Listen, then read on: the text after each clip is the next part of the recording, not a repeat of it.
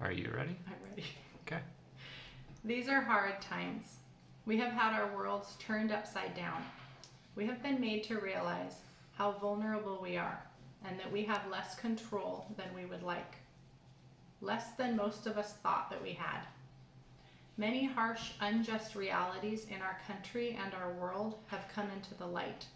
The past week has been especially painful as we come face to face again with the truth of our nation's racism and division. Most of us are struggling in our personal lives as well, with our families, with ourselves. In our inner and outer worlds, our equilibrium is off. It's a lot to handle. Let's acknowledge and honor that truth. The belief and the hope that I have is that we are in a time of transition. Transition for a mother in labor is, I think, the hardest, most difficult part of the birth process. It's the most painful. During the birth of my 3 babies, transition is when I screamed, I can't do this. I changed my mind. I want the drugs. I think I'm dying. Make it stop. During transition, the only thing to do is to keep breathing and stay present. Keep breathing and trust your body and trust that this will end, and it does. And you hold a beautiful baby, all new and perfect, full of unpolluted spirit and life. And you know the transition was worth it. All that pain and pushing and breathing. When I consulted the I Ching, the ancient Chinese book of changes, about this time, I opened to the chapter titled Repeating Chasms.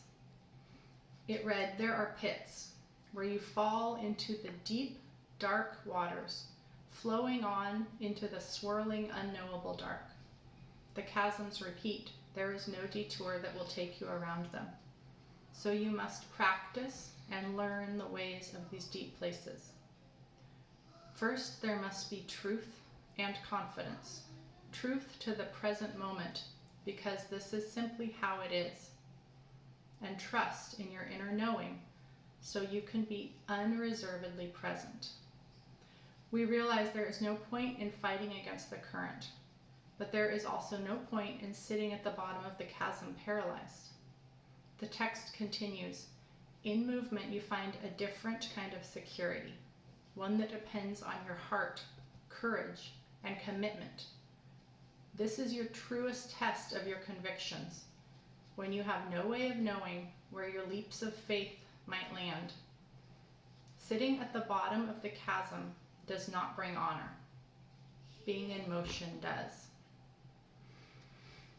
This reminds us that the only thing to do is to stay present, acknowledge where you are and that it is hard, and to keep moving.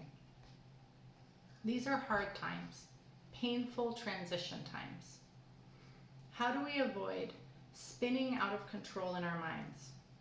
How do we avoid letting anxiety run wild? Avoid acting out of fear?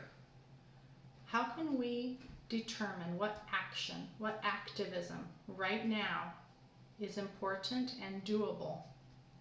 How do we keep moving? The real question, I think, is how can we find a way to be more calmly present? And from there, the rest will more easily follow. There is no sense during difficult times in spinning in anxiety, paralyzed and overwhelmed. We know this, but it is really hard to stop.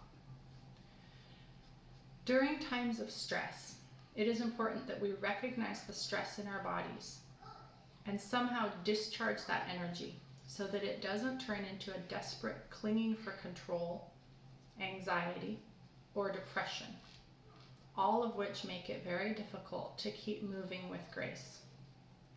In the book, The Body Keeps Score, by Dr. Bessel van der Kolk, he explains that we must somehow discharge the feeling of I am getting eaten by a lion, which is the same as all feelings of stress in our bodies.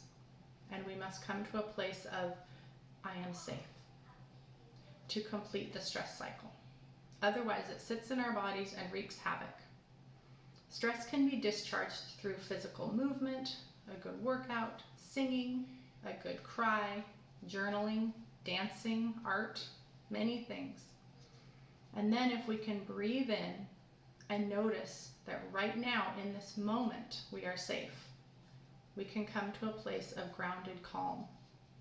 From that place of inner quiet, when our mind has stilled and anxiety quieted, we can listen to our gut, listen to spirit.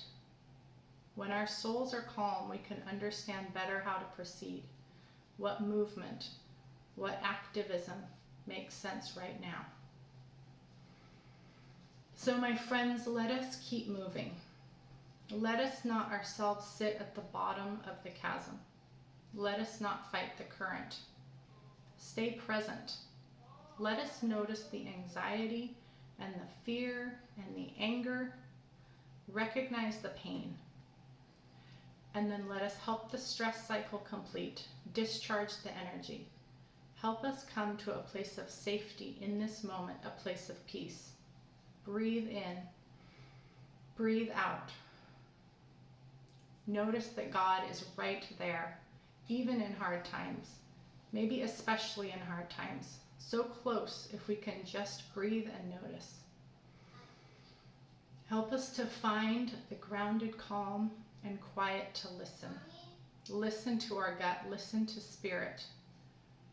Listen to God's whisper so that we can have a quality of motion that is so much more powerful. Maybe if we all do this over and over every day, staying present, staying grounded, staying in motion, this time of painful transition can birth something new. I believe we can all together birth a better world where we realize how interconnected we all are, where we can act out of love versus fear, and where everyone everywhere can breathe freely.